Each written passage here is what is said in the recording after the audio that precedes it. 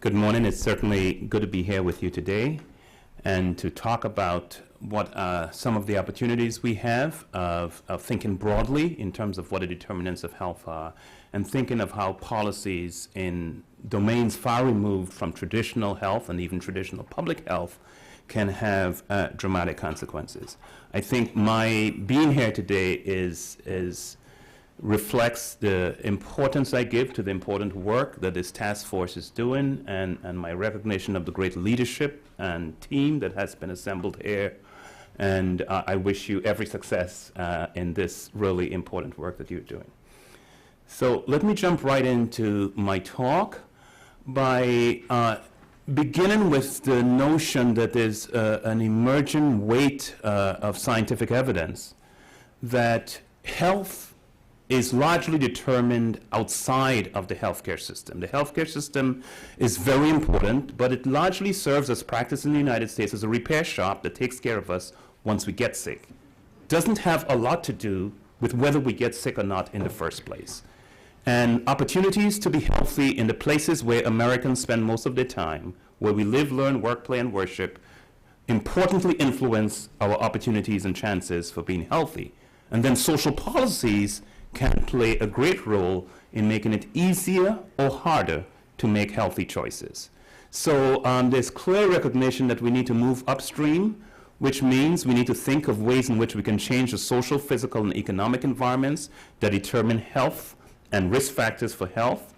This is a complementary approach to individual level interventions. And in many upstream interventions, individuals are improving health and without any conscious awareness sometimes of even their own participation. This does require political will, a point I will come back to in a minute. This is not a new idea. If we look back over the last 100 years, we can see multiple examples of where there have been dramatic health improvements through what I'm calling upstream interventions, whether we look at the role that public health and sanitation policies has had in reducing the spread of infectious diseases, or improvements in working conditions and equipment safety. We can more recently think of the role of seat belts in automobiles, or laws regarding road safety, or eliminating lead in paint and gasoline, reducing drunk driving, fluoridation of water. There are multiple strategies that have been implemented at the high level, policy level. But let me be much more concrete about social policies by picking a few examples that I want to illustrate today. First, the central role of place in terms of shaping health. Many persons now think that the evidence is such to indicate that your zip code in the United States is a more powerful predictor of your health than your genetic code. The Robert Wood Johnson Foundation's Commission to Build a Healthy America illustrated the central role in which neighborhoods can either promote a healthy lifestyle or an unhealthy lifestyle. Places can either be healthy or unhealthy on multiple dimensions, including safety, cleanliness of the air and the environment, places for physical activity, the quality of housing, the quality of access to nutritious foods, the nature of streets and well-kept homes and tree-lined streets, the access to high-quality medical care. So you can think across a broad range of dimensions, places importantly affect whether your community is healthy or unhealthy. Well, one of the most powerful set of policies that have shaped place, particularly for disadvantaged racial populations in the United States, is residential segregation, that has created places that are markedly and distinctively unhealthy in the United States. Segregation in the US didn't just happen. It didn't emerge from nowhere. It reflects the deliberate implementation of social policy. Segregation refers to the physical separation of the races by enforced residence in different areas. It emerged most aggressively in the developed industrial urban centers of the South, and as blacks migrated to the North, it ensured that whites were protected from residential proximity to blacks. In both northern and southern cities, levels of black-white segregation increased dramatically between 1860 and 1940, and they have remained strikingly stable since then. And I think this is true even today in 2010. The reports of dramatic declines in segregation really has not changed the fundamental structure of segregation. It just refers to the fact that there are many census tracts that were all white that now have a few minority families. Segregation is social policy. It was imposed by legislation, supported by major economic institutions, enshrined in the housing policies of the federal government, enforced by the judicial system and vigilant neighborhood organizations, and legitimized by a larger identity that was supported by major social institutions. So a classic example of intersectoral cooperation around a specific social policy. Observers have long noted that segregation is fundamental to understanding racial inequality in the United States. For example, Myrtle said it back in 1944. The Kerner Commission said it in 1968. John Sell, a historian at Duke University, who wrote a book on the origins of segregation in the U.S. South and South Africa and showed how the South Africans looked across the Atlantic and patterned apartheid based on the segregation in the United States and just perfected it. He argues that segregation was one of the single most successful domestic policies of the 20th century in the United States because it's beneath the radar screen of most policymakers, but it has pervasive effects on health. Massey and Denton are two sociologists who have written more recently of the central role of segregation in American life. Well, what does this have to do with health? Research reveals that segregation determines access to educational and employment opportunity. So racial differences in socioeconomic status, for example, are heavily driven by segregation. It creates pathogenic neighborhood and housing conditions. Conditions linked to segregation, given what I said about place, can make it easier or difficult to make healthy choices. And there's a lot of research suggesting that segregation affects access to high-quality medical care. To give you an example of very hard empirical evidence, David Cutler, an economist at Harvard University, studied the impact of segregation on the national cohort of blacks and whites in the United States and concluded in fancy economic models that I cannot even fully describe, that if you could eliminate residential segregation, you would completely eliminate black-white differences in income, education, and unemployment, and reduce black-white differences in single motherhoods by 2/3. That's how powerful residential segregation is in shaping outcomes, and socioeconomic status has profound effects then on health. So if we address conditions linked to place, do we have any evidence that we can see improvements in health status? Well, in the 1990s, there were 3 major HUD initiatives, Move into Opportunity, Jobs Plus, Bridges to Work, that all sought to address the conditions linked to place and try to see if interventions were made in the areas where people lived, could we in fact see improvements primarily in economic conditions and housing conditions, and employment were the outcomes, but I want to talk about some efforts to look for health benefits as well. So Move into Opportunity moved persons from high poverty public housing to better residential conditions. Jobs Plus sought to saturate public housing with high quality employment services and financial incentives for rent. Bridges to Work sought to link, it's addressed what some call the spatial mismatch, that the places where jobs are not the places where many poor people are who need them. And what if we got Bridges to Work to link central city residents to suburban employment opportunities. There's a Urban Institute report that summarizes the lessons that we can learn from the HUD initiatives, and the conclusion is that these interventions showed that in fact we can implement interventions that increase income, improve safety and security, and improve physical and mental health. That if we provide these opportunities, families do respond. But that meaningful change requires sustained effort over time because people need help not only in finding jobs, but in keeping jobs. So we need to address issues of retention, advancement, commuting costs, and child care. And that really programs that work best are not programs that address a single barrier, but are programs that look at the multiple barriers like housing, safety, health, employment, education. There have actually been other high-quality assessments of the impact of health of moving to opportunity in particular. 3 years later, persons who moved were doing better in terms of mental health. And now we have reports 10 to 15 years later, lower levels of obesity, lower levels of severe obesity, lower levels of diabetes risk, simply linked to moving. There's also a paper in Science showing markedly improvements in mental health 15 years later, simply linked to moving. So this is a dramatic example of an intervention in place, no health intervention, long-term dramatic effects improving. Again, high-quality scientific evidence.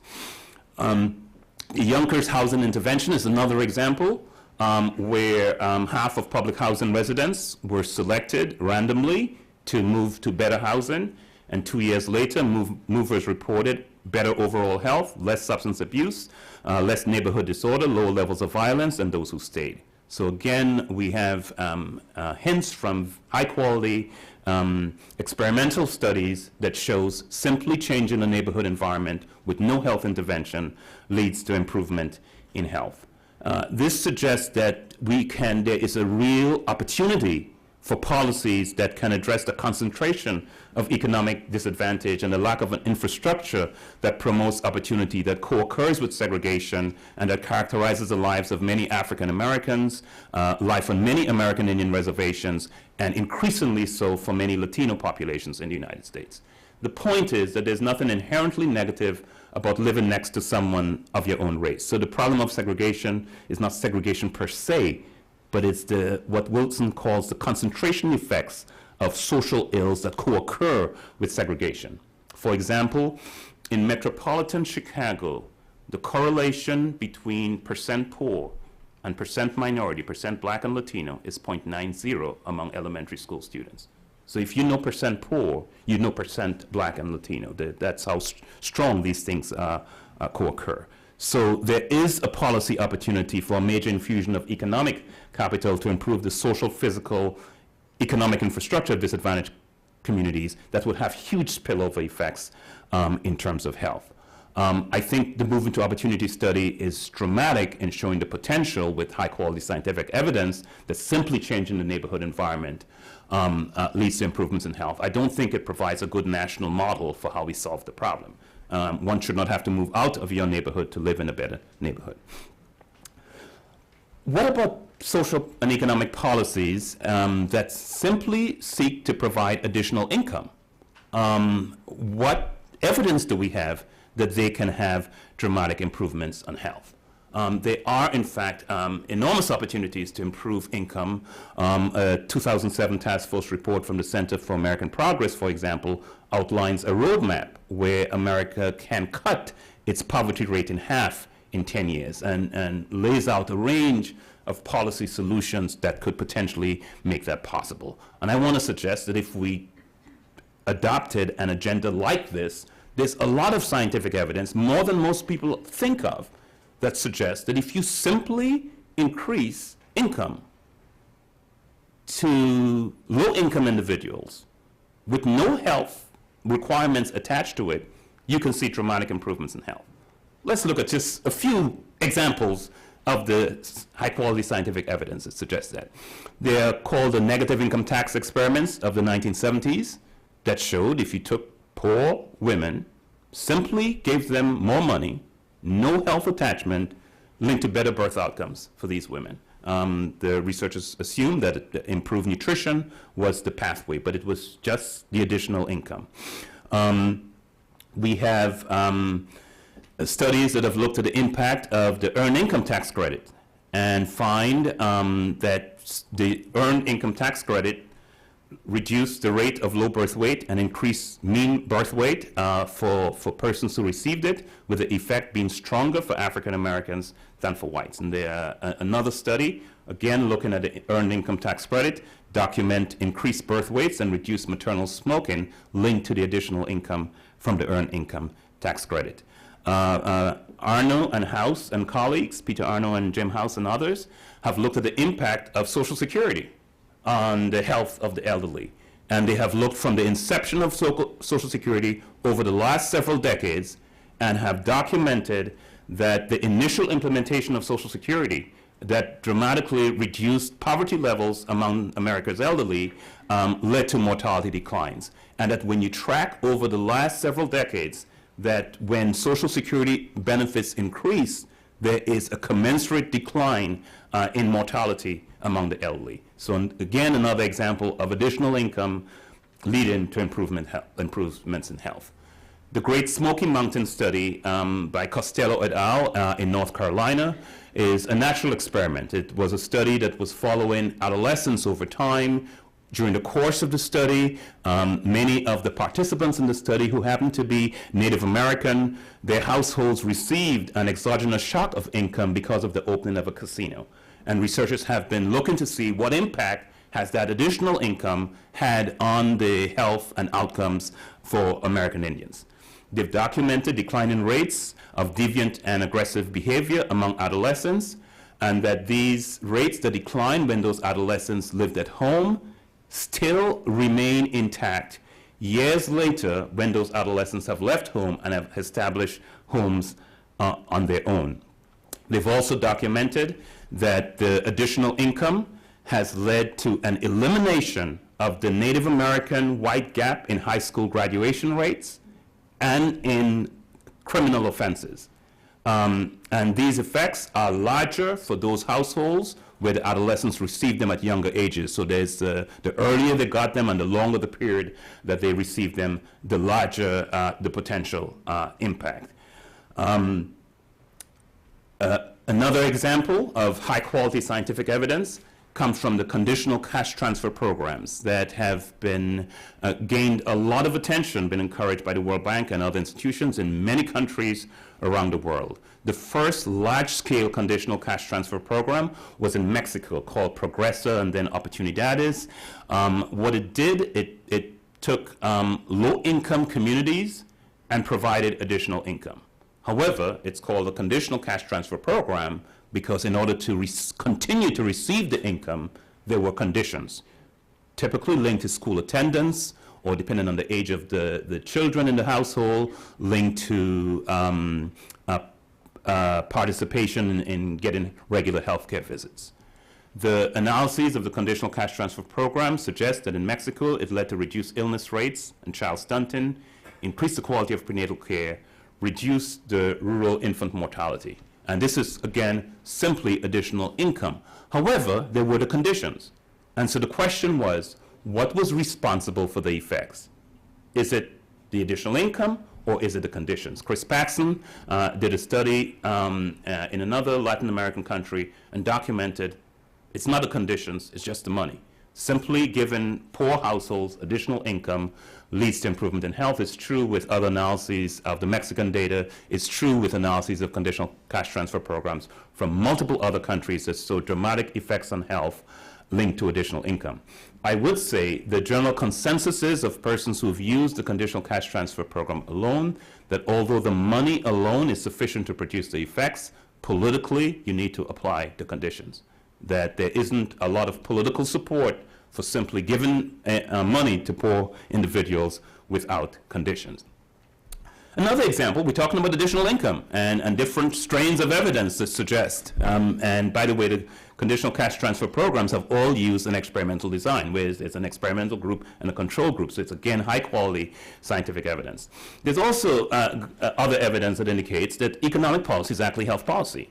If we look at the black-white gap in health as captured by overall life expectancy or overall mortality in the United States, and we look at the last 60 years, there is only one window of time when we have seen the health of African Americans improving more rapidly than the health of whites and the narrowing of the black-white gap in health. And that one window of time is between the late 1960s and the late 1970s. Exactly the time when there was a narrowing of the black-white gap in the last 60 years in economic status. So when the black-white gap in income narrowed nationally, the black-white gap in health also narrowed, and the health of African Americans improved more rapidly than the health of whites. That's evident in research published by Richard Cooper and colleagues looking at overall mortality. It's evidence in work published by George Kaplan et al. And these benefits were greater for women, just as women, black women had greater gains in income compared to white women. So the health gains were also larger for black women, but for black men, but it was true for both groups.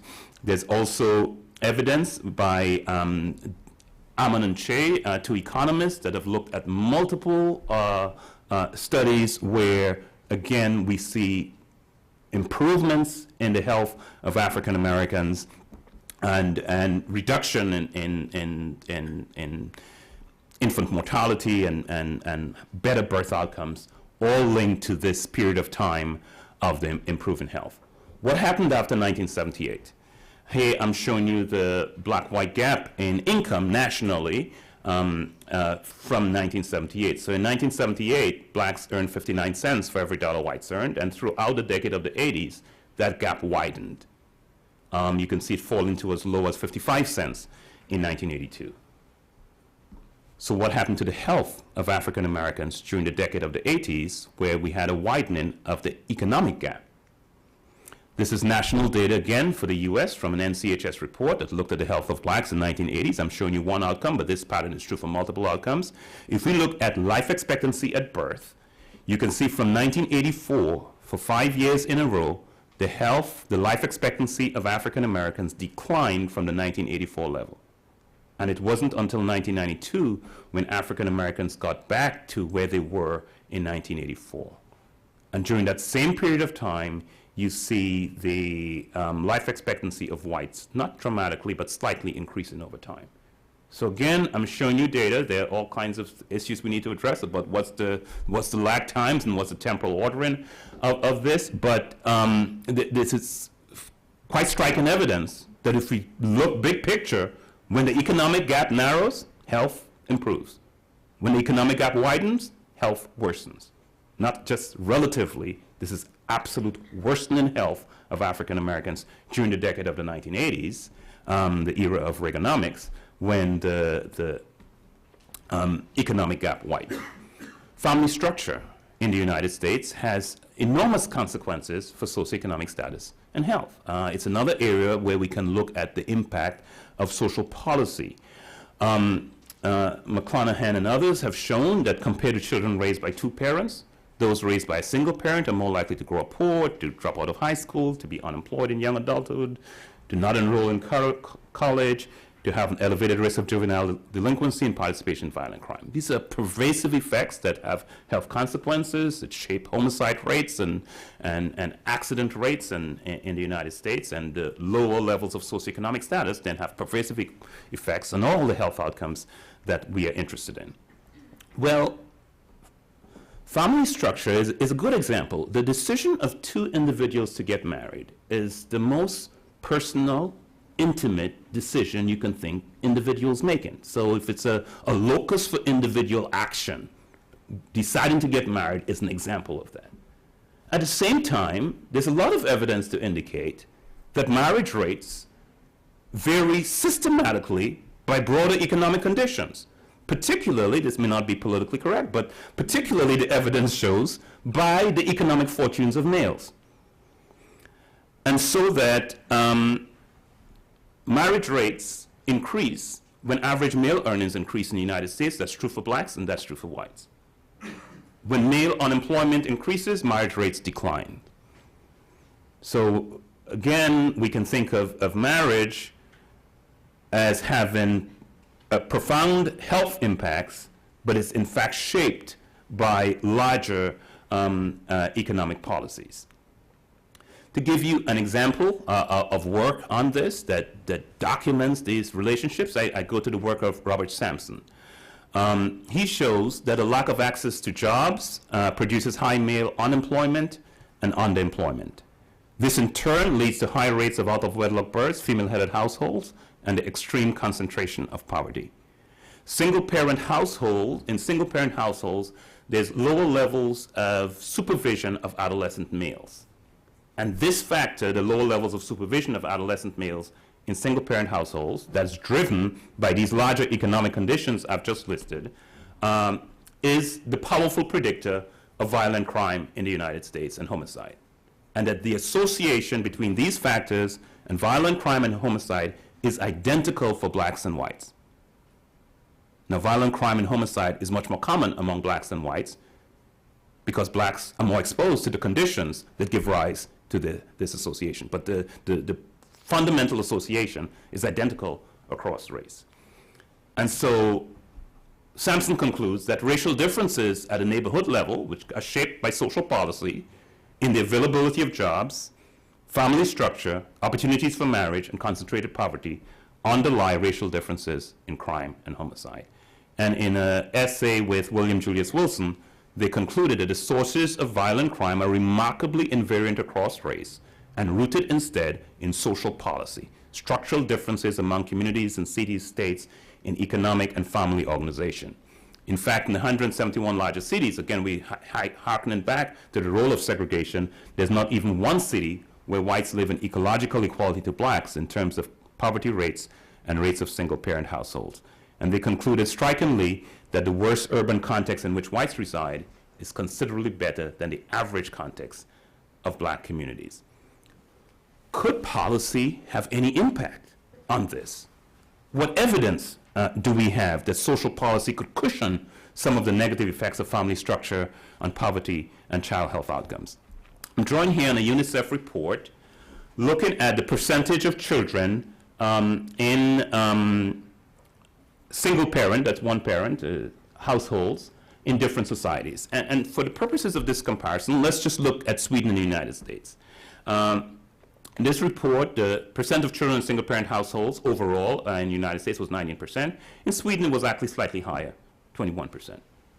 But in the United States, growing up in a single-parent household, the child poverty rate was 55%. Very strong relationship between being in a single-parent household and growing up in poverty. In Sweden, although they had a slightly higher rate of children in single-parent households, only 7% of children in single-parent households in Sweden were growing up in poverty. Again, social policy is making a big difference. So again, let's look at this same UNICEF report and looking at the child poverty rate before taxes and transfers and the child poverty rate after taxes and transfers. And taxes and transfers reflect policies that a society makes. And you could see in Sweden, before taxes and transfers, the child poverty rate is 23.4%, in the US 26.7%. So it's slightly higher in the US than in Sweden, saying that the economic system in Sweden and the US produces similar levels of child poverty rates. This is before taxes and transfers. After taxes and transfers, after social policies, you see the reduction of the child poverty rates in Sweden from 23.4% to 2.6%. In the US, after taxes and transfers, from 26.7% to 22.4%. Dramatic example that the choices we make as a society has profound effects. I don't have time to talk about all the negative ills that Gary Evans has outlined of growing up in poverty for children in terms of their health, their academic performance, their well-being, and so forth. One other example, with good US data, of showing what would happen if we provided males good employment opportunities with good ladders of advancement and good support systems in place for families. We have an example of that, and Jay Teachman has done a lot of studies of looking at what has been the impact of military enlistment on the economic and family formation consequences of households. And what he's found, and there's a lot of evidence indicating that black males who enroll in the military, and this is not completely consistent with my political philosophy, but black men who enroll in the military do much better than their civilian peers. There's less discrimination in the military. There's more opportunities for advancement of blacks in the military than in the civilian labor force. That's very well documented. There are very generous military benefits that support family. And what Teachman and colleagues show is that active duty military service promotes marriage over cohabitation, one study. Another study shows it increases the likelihood of first marriage. And another study shows it leads to greater stability of marriage. And all of these effects occur among both white males and African American males who enroll in the military, but the effects are even stronger for African American males. So it's a dramatic example that creating economic opportunity for males has a dramatic effect on family structure, dramatic effect on the next generation then of children, dramatic long-term effects on health. A striking example of where social policy can really matter and can make a huge difference. Improving America's health, we also need to enhance the quality of education, given the strong link between education and health. As Chris Jenks said it, in a country as racially polarized as the United States, probably no single change could possibly eliminate the entire legacy of slavery and Jim Crow. But he continues, if racial inequality is America's goal, reducing the black-white test score gap would probably do more to promote the goal than any other single strategy. So these are two observers that suggest addressing the black-white gap in academic performance is a powerful potential to reducing racial inequality. We have some recent evidence that's quite striking. Experimental evidence, again, published in Science. Two randomized double-blind experiments with black and white 7th graders. An intervention that takes one class period. It's designed to affirm their sense of adequacy and self-worth.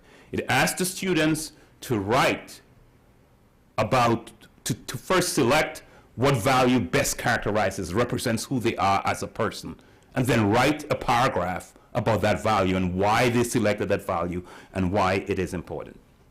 And what they've found is that this self-affirmation exercise has no effect on white kids. On African American kids, dramatic effects.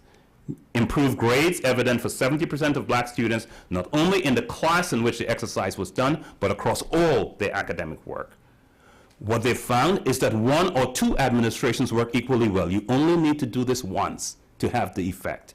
And that this intervention alone, in one class period, reduced the racial achievement gap by 40%. And if it wasn't high-quality experimental evidence, the findings are so striking, I would have a hard time believing them. They've now, in a follow-up study, followed the kids for 2 years later. The effect is evident across 2 years. One administration, the effect is evident across 2 years, with low-achieving black students showing the greatest benefit, with the intervention also affecting students' perceptions of their ability to succeed in school, and that this brief psychological intervention not only reduced the racial achievement gap, but reduced the number of black students placed in remedial programs. A similar experiment with women in the STEM sciences have found similar effects. What they call a values affirmation exercise leads to improved performance for girls in the STEM sciences. One other dramatic example, also by this same group, is called the social belonging intervention. They've studied minority students and other students who are first generation in college, and discovered that when they encounter difficulties in college, they tend to think it reinforces the fact that others are doing well, they're struggling, they just don't belong. And so the theory behind the intervention is, how do we give them a sense of belonging? How do we help them to realize that everyone, that normalize the difficulties they have, and help them to realize that everyone has problems. You're having problems, but everyone does, and it gets better over time. So again, it's a single intervention. They brought these students in during the freshman year and told them there's a lot of evidence that indicates everybody has problems in the first year in college. But it gets better for everyone, and it's normal, and it gets better. So, if you have problems, you'll do well. But to help the students internalize those messages, they told them, we want to tape you because we want to use you to share the message with next year's incoming freshmen. So students had to memorize information, and then they were videotaped, sharing the information on videotape. They were now followed to their senior year. Again, experimental design compared to a control group. Students who got this one intervention in their freshman year increased academic performance over their 4 years of college, reduced the black-white achievement gap by half, reduced doctor visits over their 4 years of college, improves self-reported health. So dramatic effects on health, dramatic effects on academic performance, simply by a policy intervention. There's the Education Trust has a report that lays out multiple pathways in which we can improve education to improve health. Let me wrap up quickly by pointing out that investments in early childhood have been shown to also have decisive benefits. You all are familiar probably with the high scope preschool project. Again, random assignment, high quality evidence, early childhood intervention at age 40. Those who receive the program, higher levels of education, higher levels of income, higher levels of savings, higher levels of home ownership, less involvement with the criminal justice system, less involvement with the welfare system, and it's estimated that for each dollar invested in the program, there's a $17 return to society. So it actually works, it actually saves society money in the long run. What are some keys to long-term success, I think, in addressing this, the implications of all of these policy solutions I've pointed to? I think we need to build a perspective of health then into all policy making. We need to have an explicit focus on health equity. We need to convene, enable, and support cross-sectoral collaborations. We need to think of institutional mechanisms that provide policy coherence and a constant need for action. We need to develop consensus-based standard data and methods for surveillance systems linking health, health equity, and the determinants. Ensure that data is available at a local level, and invest in strengthening community capacity and potential for community advocacy. What I'm saying is we need to balance our focus on individual interventions and individual choice, which is important, with social responsibility and social policy.